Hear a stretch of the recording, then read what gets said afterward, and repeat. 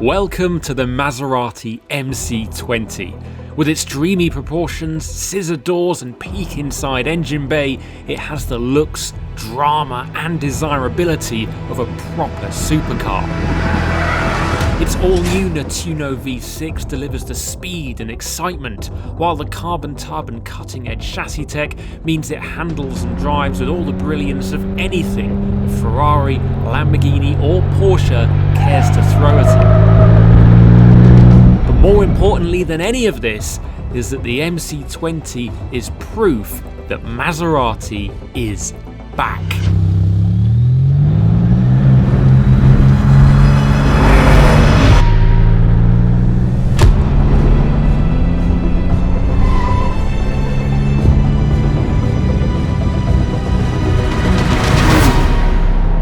I've been lucky enough to drive this car in a number of different settings now. Back in January in the UK on the freezing cold, slimy roads with all-season tyres. I got to drive it on our sports car giant test in North Wales in July. And now, here we are at the Autodromo Modena, and I get to see what it's like on track.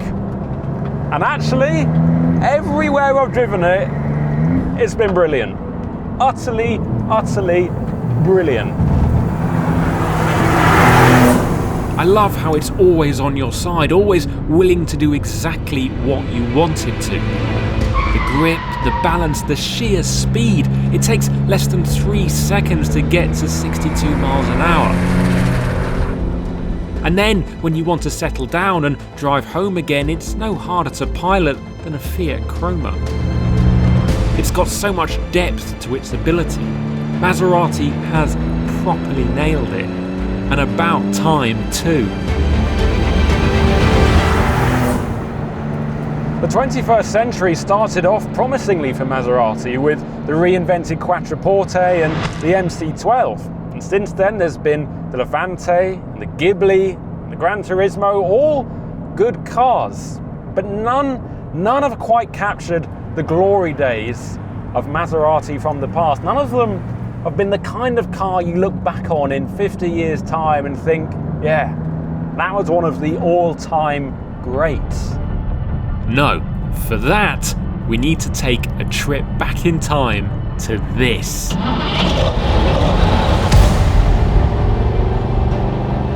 This is the Maserati Bora.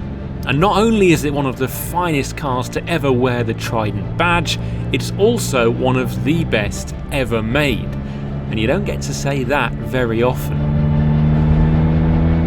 Launched in 1971, the Bora was the first mid-mounted rear-engine road car in Maserati's history. Styled by Giorgetto Giugiaro, it was the first Maserati to come with independent suspension all round. It also had telescopic dampers and a 5-speed gearbox attached to either a 4.7 or 4.8 litre Hemi V8 that made over 300 brake horsepower. That meant that even by today's standards, it wasn't slow. Top speed was over 165 miles an hour, while 0 to 62 took just over 6 seconds. It even had dual overhead cams from one of Maserati's race engines, as well as 4 double-barrel carburetors and an aluminium alloy construction. But despite all of this, it differs from the MC20 in that it wasn't designed to be a fully fledged supercar.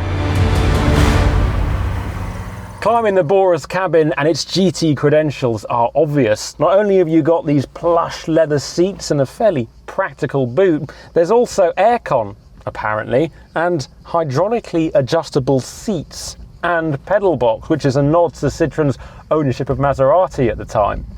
I just love the way that it's styled with this sort of suede feeling material on top.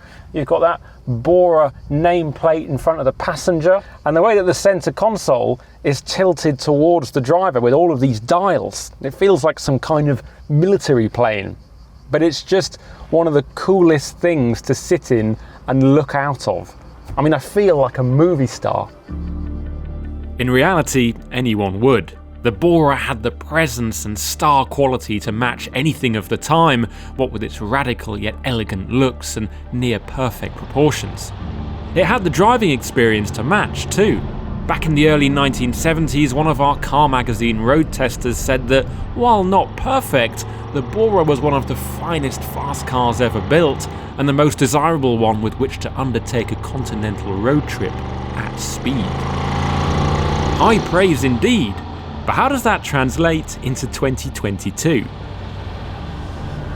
Now, apologies if I look like a big sweaty mess because, well, I am a big sweaty mess because it's seriously hot, and as you can imagine, 50-year-old aircon doesn't work all that well, but who cares, because it's a Maserati Bora, and this, if you're a car fan, doesn't get much better, I don't think.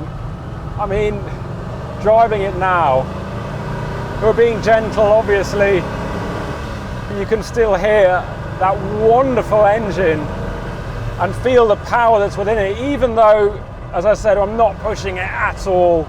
We're not really supposed to go to full throttle, but it is very smooth. It makes a lovely noise. It's still pretty responsive, and if you were so inclined and it was your car, you could probably have some real fun on a track. I mean, in the 1970s, it would have been great, but now it's just about enjoying it. And I love this little steering wheel. Steering wheels now, even the one on the MC20, they're quite big and chunky. This, just a little leather rim, perfect circle, Maserati Trident in the middle, and a lovely retro horn. The gearbox I've got here, it's a dogleg gearbox. So first, it's where second would usually be.